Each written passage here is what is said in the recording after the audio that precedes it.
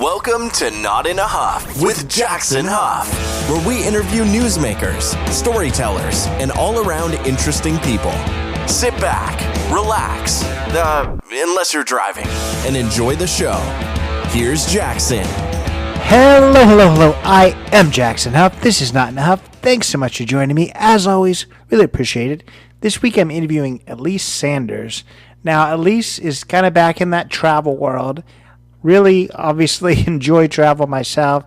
I actually, pretty soon after this is being released, will be heading on a journey myself, going back to Europe for the first time since COVID. I've told the story about getting almost stranded in Europe a few days into the COVID, pandemic, and a few days before the Europe ban happened when we weren't able to go.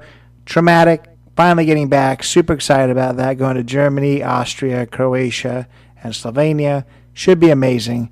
But this interview is also pretty amazing as well, and it is with kind of a different perspective where, I've talked to some travelers who live the digital nomad life, and, they're younger people who, I guess, with less attachments already.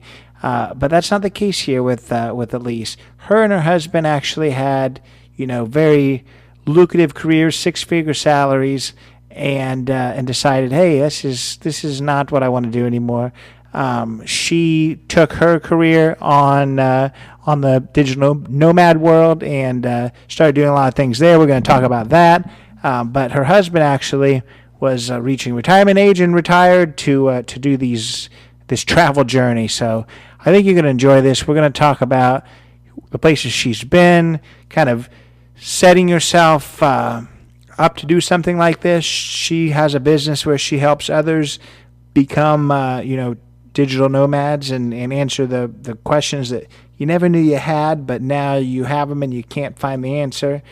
She's going to talk about some of her favorite places she's been, some of the funny stories of her travels. We're going to talk about how she's now starting to incorporate her cats into her travels, and how one is going to be very excited and one not excited at all. I did interview her about a month, maybe 2 months ago, so we talk a little bit about things that are coming out in the spring. I would urge you to check out her website because some of those very, very well may be out already.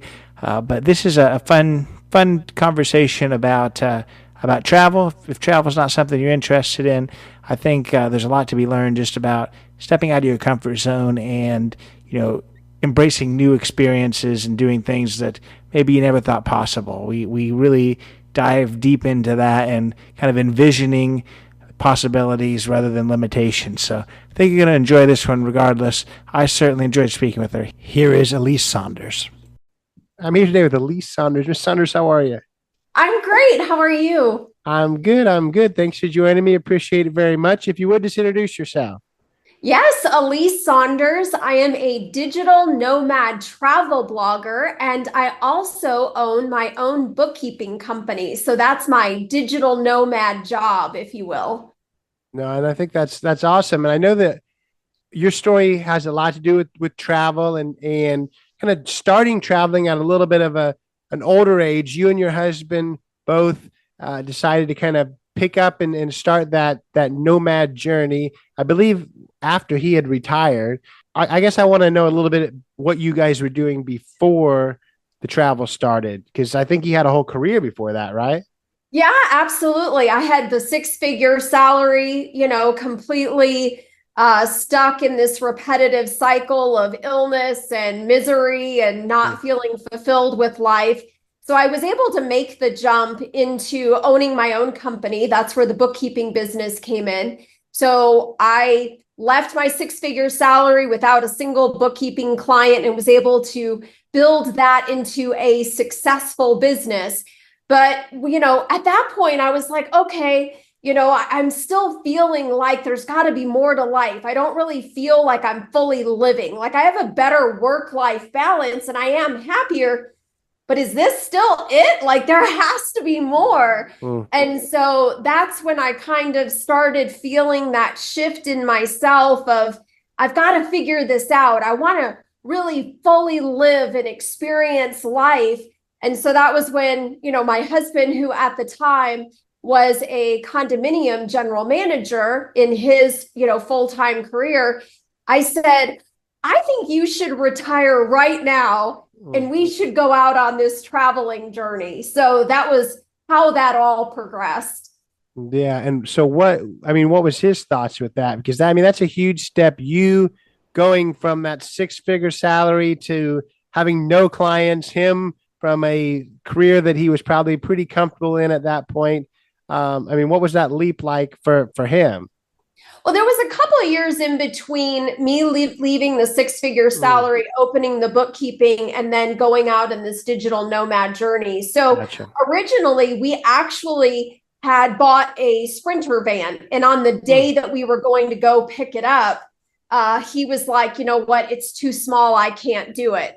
And so, we spent like more than a year or so trying to figure out, okay, if it's not that, then what? So, we kind of been working toward that travel life for a while, but we just couldn't quite pin it down, right? We still had so many limiting beliefs, so many different fears that were keeping us believing that it had to be done a specific way, that we weren't seeing all the many options and the variety of ways that you can have this life.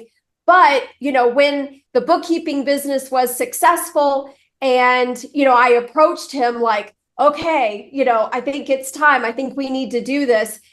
I heard from him what I hear from a lot of people. That's a great idea for the future, but not right now, right? That was the biggest hurdle for him. And I was like, honey, I love you. And, I know that you're thinking you're going to work till 70, but what if we don't? Like, what if you're dead by then? Like literally I said that to him. I was like, are you going to regret not taking this leap and this journey with me right now? And he was like, yeah, of course I would regret that. And so I said, well, then let's do it. Let's have you retire early and let's get out and let's really start living and having these experiences. And of course, we were just talking literally a couple days ago, because we're coming up on our 2 years very soon. We've been on the road like 600 consecutive days or something now. And so I said, do you look back and think that was silly, like the holding on to that life so hard? And he was like, yeah, this has been amazing. I'm so grateful that we did it, that we didn't wait, that we're doing this, no regrets, better than he even thought that it would be. And same for me, obviously, too. Yeah. And in my travels at a much smaller scale, I do a lot of different trips and stuff. I have a full-time job, but I do a lot of different trips. And so I'm kind of known as the person who travels a lot, but I have tons of people, just like you said, say that, oh man, one of these days I'm going to go and travel too. And it's always just like, well, why not this year? We have like in my own office, like we have 5 weeks of vacation. Why not just go this year? Why someday, why do people keep putting stuff off all the time? So I that resonates with me a lot. And I want to kind of with you, you talked about even you having this established career, him having an established career. What do you think some of the pluses and minuses are to getting started in this type of journey a little bit later? Obviously, having more monetary funds is always a plus, but I'm sure there's minuses too. So kind of share that with us.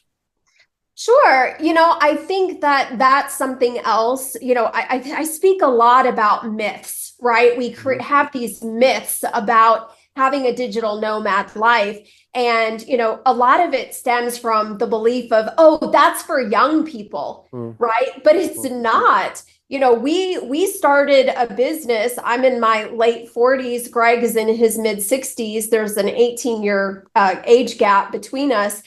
And, we decided to start a business. People think, oh, I've been doing this career for my whole adult life. Oh, I can't leave now and start over or start something new. Sure, you can.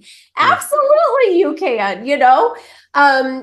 We put these limits on ourselves. We put ourselves into these boxes that keep us from fully living our dreams or our passions or having these amazing experiences. And so I would say it's not even a plus or minus on the money, right? Because part of what we help people understand in the variety of ways that you can have a digital nomad life is that you can spend as much as you want or as little as you want, right? You can even stay on BLM land in the States where, you're not really paying that much. There's people that completely live and travel in their car, extending their living space by these really cool tents that extend out the back or the trunk area. So, people, again, place these restrictions of, oh, you have to have all this money in order to do it. And that's just not true. You can do it in any way that you want to make it happen if it's important to you. No, I like that too. Even at smaller scales, again, I mean, that's a huge thing. Everyone always says, traveling's so expensive. It definitely doesn't have to be. You can find really, really good deals. And then also, just like you were saying, there's a lot of cheaper ways to get around. I've talked to people in the past on this podcast that, they moved somewhere. I talked to somebody who wanted to live in Brazil, and he moved there and started working on at a winery, and basically they paid for him to be there. So it's all just a matter of of perspective and figuring out how you want to get where you want to go. So I like that, and I want to kind of get to some of your stories in the emails. You've laid out quite a few really, really awesome ones. I don't know that I can pick. I'd rather you just tell me maybe a story or two that you I guess that you think kind of highlights your journeys the best. Well, I have a funny story. This was obviously before, we actually got on the road. This was like, 15 years ago.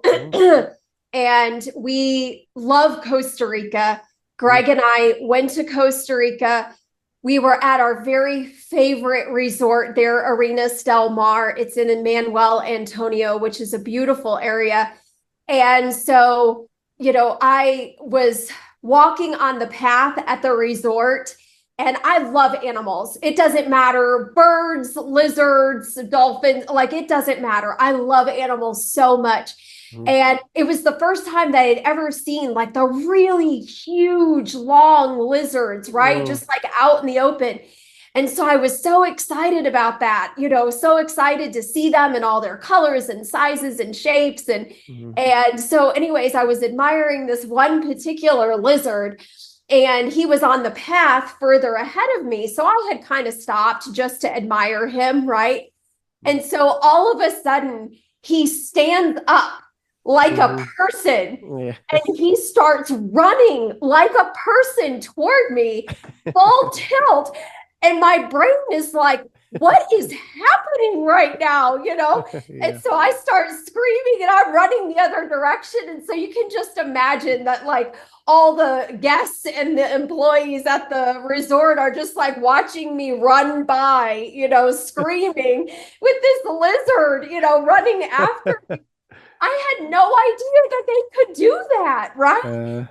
I think they're called like Jesus Christ lizards or something. They're known to do that across water and, etc. But yeah, that one just really remains ingrained in my brain because I just didn't know that they could do that. Yeah, that would be something. I couldn't even imagine that because I've heard of those lizards too, but I don't think my brain would have processed immediately as it stood up that, oh my gosh, that's one of those lizards. So that's I didn't insane. Find out until after that, that was their name and that, yes, they do that. Typically, like I said, I think it's more on water, but this one was on land and decided to give me the memory of a lifetime.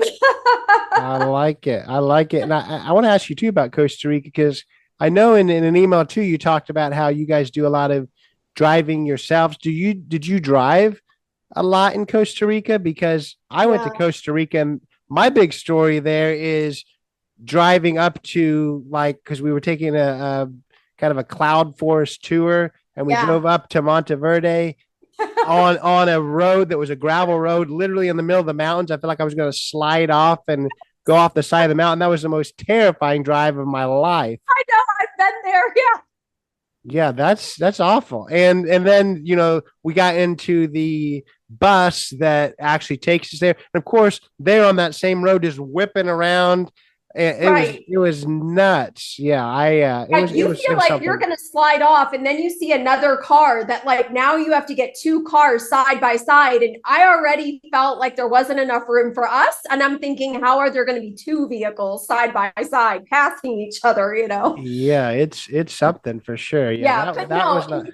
In Costa Rica, we did not drive ourselves. We actually, everywhere we went for that reason, we actually had hired a driver to get us place to place. But here in the States, the only thing pretty much that we own is our car. Everything that we own is packed into that car. And so here in the States, we're driving as we're looking at moving to Greece next year. So we're anticipating leaving in March and then being there for 1 year on a long-term visa. We are looking at long-term car contracts so that we can be able to drive ourselves through Greece and then go from land into the islands via the ferries. It also makes it easier because we travel with our cats here in the States, and then we're going to be taking our cats as well to Greece. So trying to get through all the airlines with the cats, it might just be easier for us to drive, get on the ferry, go to the next place, right? Because we want to keep doing the same thing we're doing here in Greece, which is basically where we move every 30-ish days to another location. Yeah, I want to ask you about the cat thing here in a minute, but I want to ask you too about you were just talking about renting a car and having it for long terms, and maybe you always talk about finding cheaper ways to do things. Are you guys able to, well, your husband is, of an age that I feel like a lot of people already knew how to do it, but I have to spend so much more money in Europe because I cannot drive a manual car. Can you guys drive manuals? Yes. Well, that's nice. I go with my dad sometimes, and he's older, but he's like, I haven't driven a manual in a long time. I'm afraid to try it out, in this new place. So yeah, that'll cut you. That literally, a lot of places all over the world, not just Europe, that'll cut your cost in half. So just a matter of just driving this dang manual car will save you a lot. Exactly.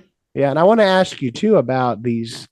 You just talked about how you travel with cats. That is that throws a lot more into the equation. Just a matter of getting your cats to other countries. Sometimes that takes a lot of paperwork. What made you decide that was important to you? You just talked about how important animals are. So I feel like that's part of the theme. Absolutely. So, first comes the motivation, right? The passion of wanting to go and experience other places, other cultures, new foods, right?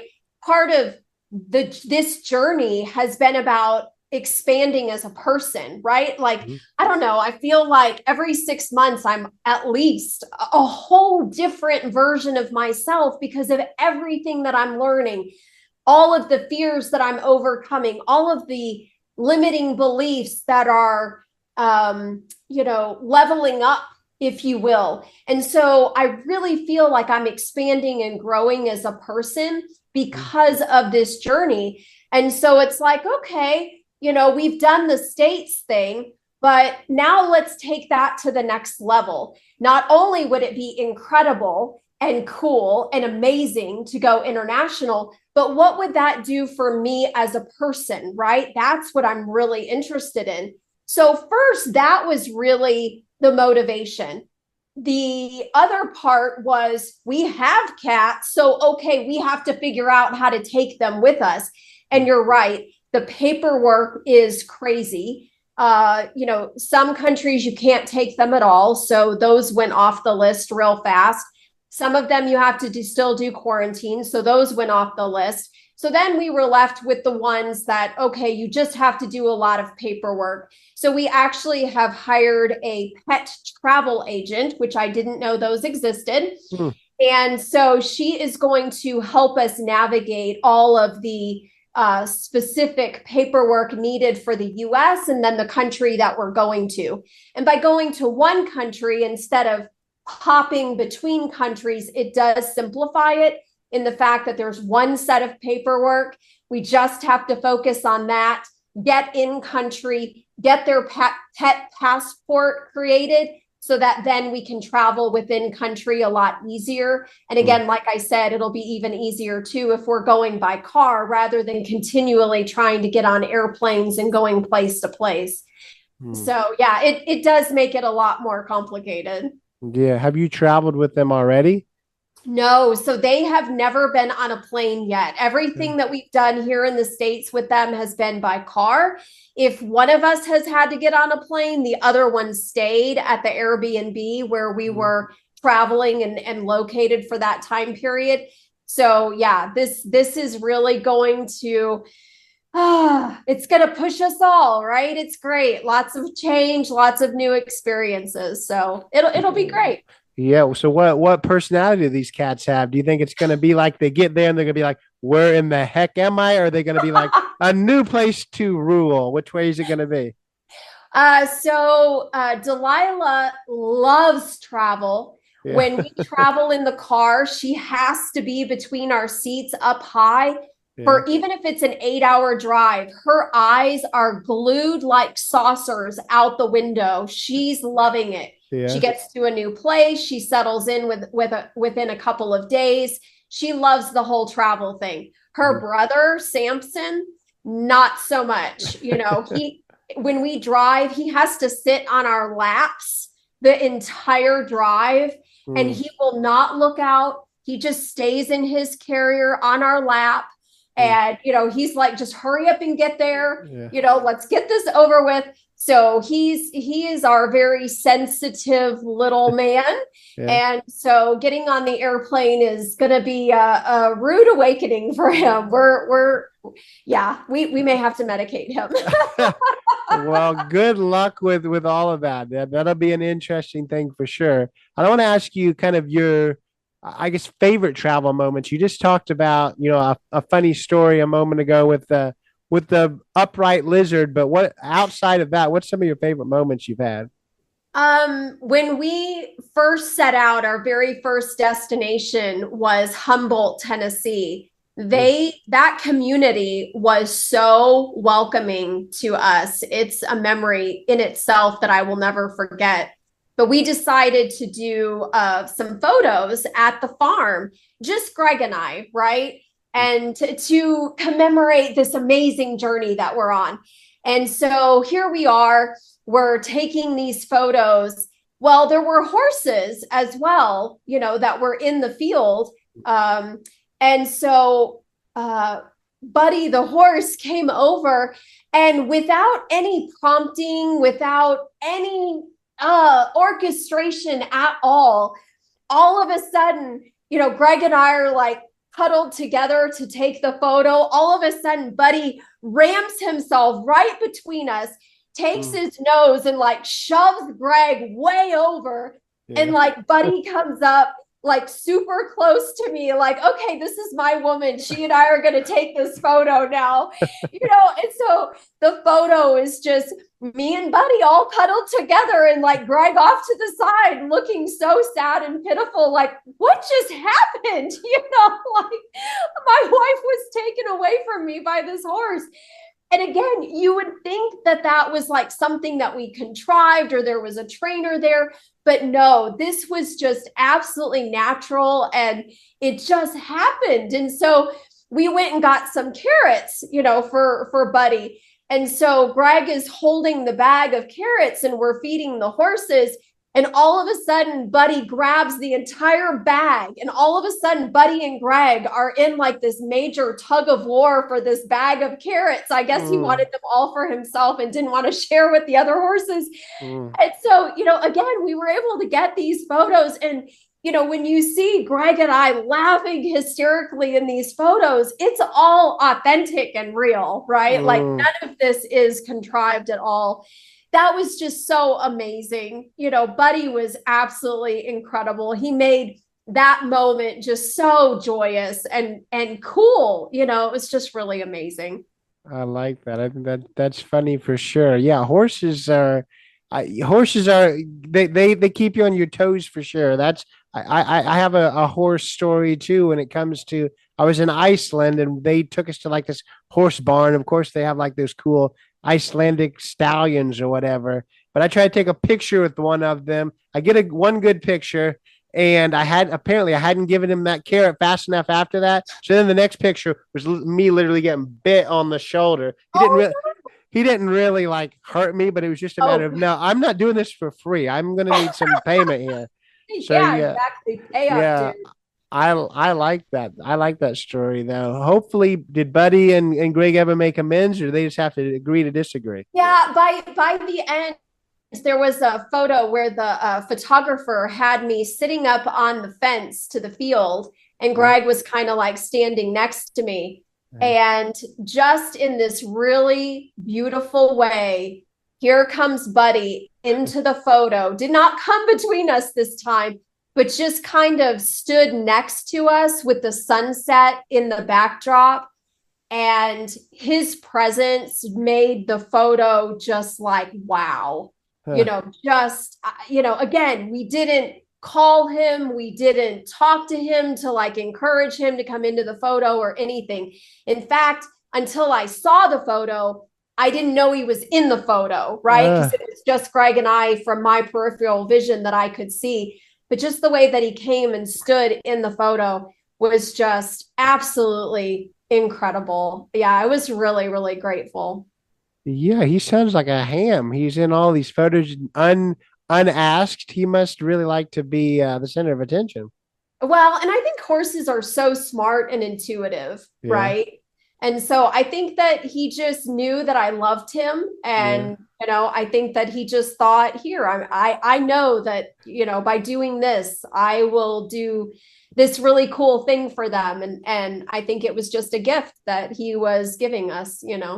I like that. I like that. And the next question is going to be one that a lot of travelers don't necessarily like to answer, but I'm going to ask you and see whether you can answer. And that's, of course, what's some of your favorite places you've been and your least favorite places you've been?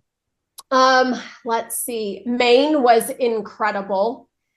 We're in Santa Fe right now, really loving Santa Fe, New Mexico. I took skiing lessons for the very first time on Friday. That was really awesome. Totally shocking, but I'm actually not bad at skiing. Completely like not an athletic person at all. So that was really fun. Utah was really incredible. We spent like 2.5 months traveling all of Utah, the many beautiful national parks within Utah, state parks, natural formations. That was absolutely incredible. Places I didn't really enjoy so much. We really did not enjoy West Virginia. People keep telling us that we were on the wrong side of West Virginia, but the cell phone reception was awful. And everything was so curvy and hilly. To what should have taken us 10 minutes took like an hour to drive anywhere. And we were all car sick by the time we got there. Every time that we got in the car to go somewhere, it just was exhausting. So yeah, everybody says we needed to be on the other side. So maybe that was the case. But I mean, that's really honestly that one and Chico, California. We had so many people say, oh, it's such a cool town. You're going there. You're going to love it. You're going to have a fabulous time. And I was kind of like, I'm not really seeing what people like. It's okay, but it was not the blow up that everybody, kept making it. Every time people said, where are you going next? And we said, Chico. Oh my God. So I don't know. I typically go into a place not having expectations, right? I'm really trying to practice non-expectation. And so I don't know if maybe their reaction led me to think it would be more in my mind that it was. And that's what led to the semi disappointment. I'm not really sure. but it wasn't really for us. Yeah, no, that's the case. Sometimes just places aren't for certain people. It doesn't mean they're bad. It just means Right. they're not places somebody may like. West Virginia, yeah, I've almost driven off the side of a mountain there too. That seems to be the theme of most of my stories when it comes to mountains. Yeah. But Utah, you talked about enjoying that, and that's a great place I think to spend a lot of time because the southern Utah is totally different than northern Utah. Which one do you like better? Do you like kind of the deserts of the south or the snow-capped mountains of the north? I did not care for the north at all. Mm. There was Antelope State Park there in the north. I absolutely loved that. I got to see my very first burrowing owl ever there. I have waited 7 years to see my first burrowing owl. So that will always be an exciting memory. But in general, I just really didn't enjoy Salt Lake. I absolutely loved the South. We stayed 1 month in the lower left and 1 month in the lower right. So we really got to experience for 2 full months the southern portion of Utah. Again, all of the national parks there are just so diverse and just so incredible. So many different experiences. And I'm a big hiker too.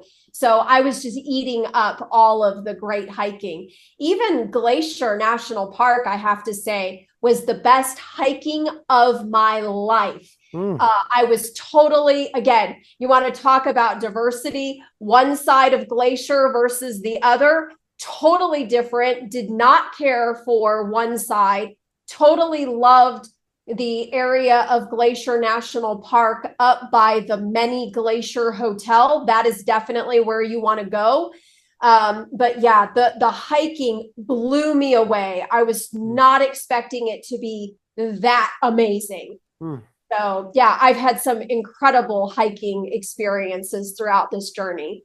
I love that. And I want to kind of talk about as a whole with your journey, how do you think that it's changed you or at least changed your perspective on life or on things? Talk about that. Well, I think that it's completely created myself anew.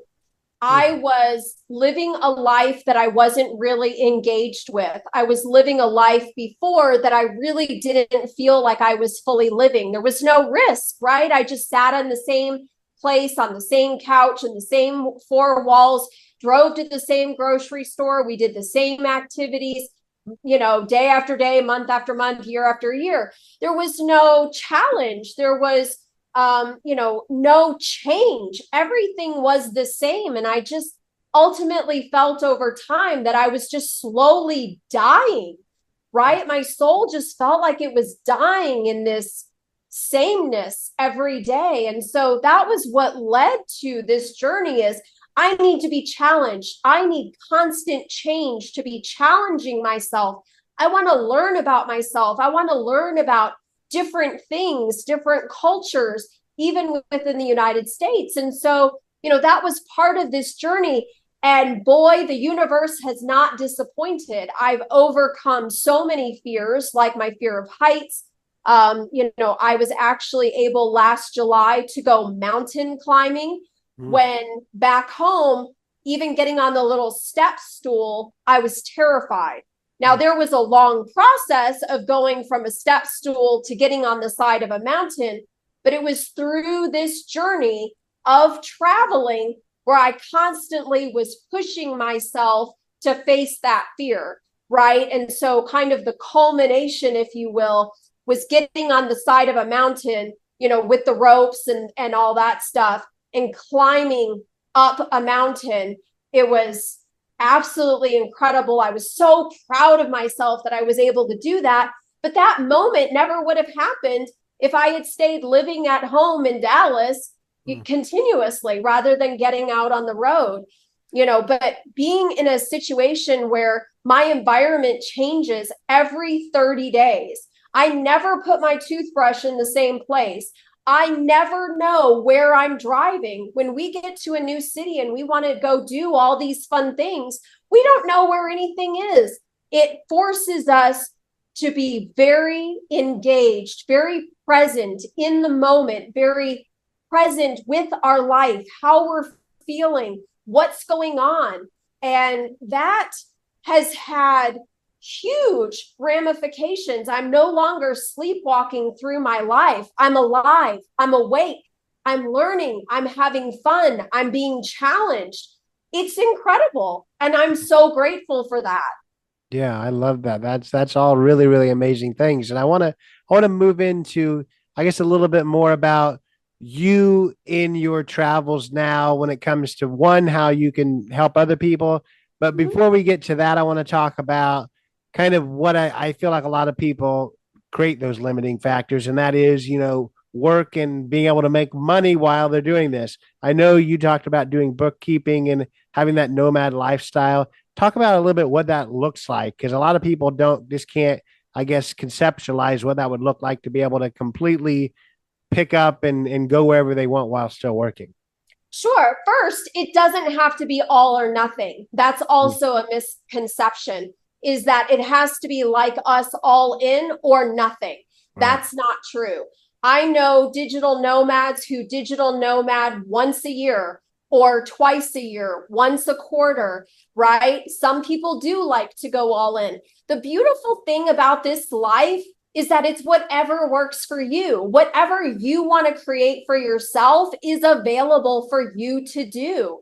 So, as far as jobs, a lot of jobs since COVID are able to be done remote. More and more people are requiring that because they either want to move to a less expensive area, they want to travel more, whatever it is, being able to be remote is more available in the workplace now more than ever. Additionally, some people, like we said earlier, say, oh, I've been doing this job forever. It's not remote. I can't leave. This is the reason I can't have that life. I challenge people all the time. Let's create something new. There are so many remote or digital nomad businesses or jobs that you can have or create for yourself. Everything from, flying a drone, teaching English, web development. I mean, the list that we help people look at is so vast, but at the end of the day, it's only limited by your own imagination. I tell people, look at what you're passionate about, look at your skills. What is it that you've always wanted to do? Can we take that and can we put that into a scenario where you can do that from the road so that you can travel? Yeah, no, I think those are all important parts too. And I want to ask you, it can be, I guess, in this same topic or a completely different one, but what do you wish somebody would have told you before you started traveling that now you can maybe share with others before they start? I think that the biggest gift before we started traveling was, when I was working with my spiritual guide and I was trying to create what I wanted and I was stuck because I'm like, I don't know what I want. She said, connect with what your heart's desire is. And I thought, well, crap, I don't know how to do that either. So, it was really of meditating and connecting with what was calling to me and forcing myself to listen to my higher self, my inner voice of what I wanted in my life. And once I had that connection, I kind of went back to her and I was like, okay, now what? And she said, and I'm totally paraphrasing, create a space where you play, where you imagine what all the things that you could do. She goes, take away all of the technical aspect, take away what it would cost, right? Like if there were no barriers, no boundaries, no ifs, ands, or buts, just, imagine what your day would be like. And so Greg and I did that for a long time. Every day would come home from work and it would be like, what are we going to do today? Where are we going to go? What are we going to experience? Right. And so we would just have this conversation of, today we're in Greece. Oh, we're going to go to this beach. And oh, it's so beautiful. And look at the beautiful blue water. And we're staying in this beautiful villa overlooking the ocean. we never said, oh, we can't afford a villa. Oh, we can't afford a ticket to Greece. Oh, that's crazy. We never put those boundaries on it, right? And so for months, we just played in this space. And that was a tremendous gift because it helped us figure out, oh my gosh, we love traveling. Well, duh, we already knew that. But it was coming into our life in such a bigger way than it ever had been before. It was no longer a vacation, it was becoming our life. And so by giving ourselves permission not to have the details worked out, not to be bound by what we financially could afford, but just to play in that manifestation space was what ultimately helped us create what we have today. And so that was one of the biggest gifts, that before we got on the road, that we were able to have that time, because it allowed us to really see what we wanted. And then when we were ready to get down to the technical aspect of money and all that stuff, we were less bound by limiting beliefs around the money, that allowed us to focus on what experience do we want to have. And that is what we have gone after. I love that. Yeah, I've talked to people from all walks of life that kind of that, and that's kind of a same theme. Like, talking to Olympic medalists, a big thing they talk about is, the first step is just envisioning that you can do something. In your mind 100 times. Plan on how it's going to be successful. It's going to make it a lot more likely that it's going to be successful than the whole time trying to figure out how it's going to go wrong. So I love that when it comes to travel too. I'd never necessarily heard it like that, but if you kind of figure out what you want to do, what you like, without thinking of all those limitations, I think that's really amazing. I like that for sure. And I want you to tell us now. You kind of talked a little bit about what you tell different people, because you do work with other people when it comes to travel. So talk about how you help others there. Yeah, so basically, people who want this life and are just starting out have lots of questions, just like we did in the beginning, right? I didn't know anything about domicile, which, giving up our permanent residence, Greg and I have no home to return to. And so, the IRS requires that you have an address, and not just like a PO box, at a mail place, but a legal residence, right? And so we had to educate ourselves on what domicile was and what states offer domicile, because not all states do. And so, meaning that you can, have a permanent residence without paying a mortgage, basically. I'm super paraphrasing and breaking it down, but that's the gist. And so, we had to really look at medical and healthcare. We had to look at different types of even travel insurance. And I mean, there was just so many different aspects. How do we get mail? How do I get packages? I can't get it through the US Post Office because the Airbnb isn't in our name. And, all of these things, we had so many questions. And even though I'm a really good researcher, there wasn't anybody really to ask, and to get their real life experience. And that was a struggle for me. So first and foremost, that is what we help people with. We answer all of the questions. Additionally, we've created an ebook, How to Become a Digital Nomad.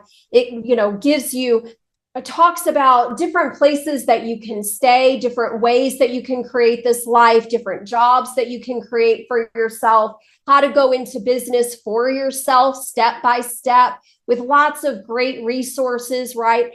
But then, people want to talk about, okay, I'm actually thinking about doing this. I'm thinking about creating that business, but I don't know anything about creating a business. And, let's talk about that. So really, it's you pay for the time and we answer your questions and we help you create this life that you're looking for. And it is just so rewarding to talk to other people who are ready to, break free, who are ready to start traveling and having these amazing experiences that will also challenge them, challenge who they are. And so it's just incredible to be part of that evolution. Yeah. So if somebody is interested in that, what's a session like that look like? Is it simply just some people should come with with questions to ask you, or is it something that you walk through and work through with them, or what does that look like? What's a session look like? Yeah, so they should come prepared with questions. We're here, to answer all of the questions and to provide our real life experience. Again, the ebook answers a lot of immediate questions, but people still want to talk to somebody and say, this is my specific question. This is my specific concern. And so I want them to be able to have the space to be seen and heard, and to be able to provide our real life experience in order to help them. So, if it's something that they want us to lead and kind of say, this is how it can be done, we can do that too. It's their time. And we offer free consultations as well, just to get to know each other and make sure it's a good fit. So it's not even like there's a financial commitment right off the bat or anything. But yeah, I mean, it's their time. We can do it however they want it to be done. Yeah, and I know that you're also maybe relaunching a course or something like that. What is this? Yeah, so in the spring, we are relaunching our beliefs course. It was such an evolution for me over many years to look at the limiting beliefs that were keeping me small and disengaged from my life, moving into letting go of the lease of our apartment, letting go of the majority of things that we owned, and how those things were part of my identity, right? Who I was. These tangible things made me feel full on the inside.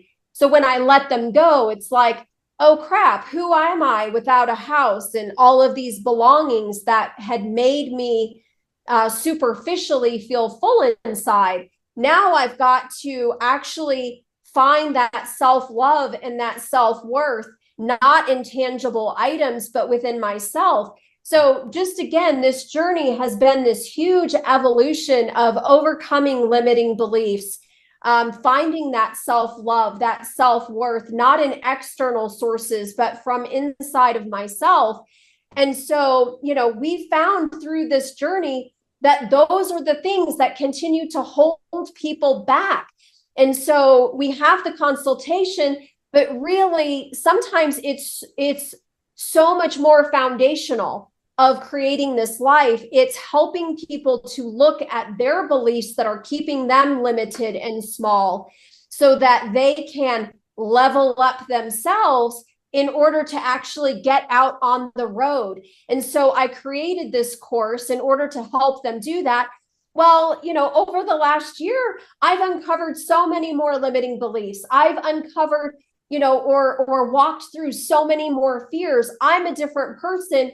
And so obviously it makes sense to go back and share that again in the course as well. So yeah, so this course is going to help you look at your beliefs about money, your attachments to physical things, to people, to indoctrinated beliefs about you have to have a home, you have to have roots, right? All of these things. And so it's not me telling you this is what you should believe, obviously. It's asking the questions to help you go inside of yourself to figure out what is limiting you, what is holding you back. What can we change that belief so that it empowers you rather than disempowers you?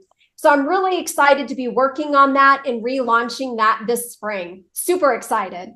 No, that between that, the ebook, all really, really amazing information. I want to let you kind of tell us where people are going to find the ebook, where they can find this course in the spring, where they can kind of connect with you as a whole. Kind of plug those things if you would. Yeah, untamedsoul.info is a really quick website search. So that will take you directly to our website, which is talesfromanuntamedsoul.com. So you can type in either one, you'll get there. And so you can book the consultation on our website. You can download the ebook. And I'm actually writing a hardcover book as well. So that's going to be expanding the ebook because I was like, oh my gosh, I have so much more to say. And then I was like, oh, this is turning into a book, And so I'm really excited that will also be coming out soon. Again, just expanding from every aspect of how to have this life, how you can curate it in the many, many ways that works for you. And so the ebook has so many resources that you can click on, right? With clickable links that's going to take you to more information or resources. But the book will obviously be more text heavy, but just really laying out all the different aspects of the digital nomad life. So, all of this will be able to be found on our website. And then, of course, we have destination guides. So if you're like, okay, I'm ready to get out on the road, I don't know where to go, I don't know what's a good place to digital nomad, meaning stay for a while, work, but also have a lot of fun things to do. We have destination guides on our website that will tell you, stay here, eat here, go do this. This was so much fun. So we provide all of those resources from the website to really help people get started. Yeah, I love it. A lot of amazing things, whether it's a lot of things coming up too, whether it's the course, the expanded book, just in your own personal world. I know you're going to Greece soon, and then the next month, other places. So a lot of really awesome things. That I assume that website, that's how people are going to be able to kind of follow along with this. Do you have, social media presence? Yes, absolutely. Facebook and Instagram is Untamed, Tales from an Untamed Soul also. So that's the handle. You can look us up on social media as well. Yeah, well, I know, at least myself, we look forward to seeing what comes. I think the journey seems to just be beginning. So good luck to everything. It is. Yes. Thank you. So that was Alise Saunders. Really enjoyed speaking with her. I learned a lot. You just I've talked to so many people, and I said this to her too, like Olympians and people who've done amazing things, and just that mindset of you've got to envision that you're going to be successful or you're destined to not. And, that makes sense in sport, and it's not something that I'd ever looked at in other ways. So I really enjoyed hearing kind of that perspective of envisioning that, hey, I'm going to be able to travel. I'm going to be able to do this. I'm going to be able to do that. And, kind of eliminate those roadblocks, because if you just think of, I can't do that because this, or I can't do this because of work, or because of family commitments, or because of my mortgage, all these things, then you're setting yourself up not to be able to. Those limiting factors are going to stop you forever. So I got a lot from that. I really appreciated that insight. Amazing things she's doing. She talked about how she's got consultations, if that's something you're interested in. She talked about how she's got that ebook, classes, all kinds of stuff. The links will be in the show notes on how to reach Alise. I know that she'd be a joy to work with. She's probably somewhere amazing right now. Like I said in the beginning, this was filmed a while back, so she's, I'm sure, on an amazing journey. But I'm sure that she's also very excited to speak with you should you want to. Again, links will be in the show notes for that. If this is your first time listening to this podcast, appreciate that very much. Go check out other podcast episodes, amazing ones in the past, really great ones coming up. Follow along. Ways to do that is follow or subscribe on Apple and on Spotify. Go give us a follow on Instagram. Post every week about podcasts coming up. That's Not Enough Podcast. Go on jacksonup.com, Not Enough with Jackson Up on Facebook, everywhere like that. While you're there, give a 5-star review on Apple and on Spotify. Leave a written review on Apple, even more amazing. But if you do nothing else, come back next week. Take it away, Chris. This has been Not in a Huff with Jackson Huff. Thank you for listening. Be sure to join us next time, where we will interview another amazing guest who is sure to make you laugh or make you think. Or, hey, maybe even both. But until then, keep being awesome.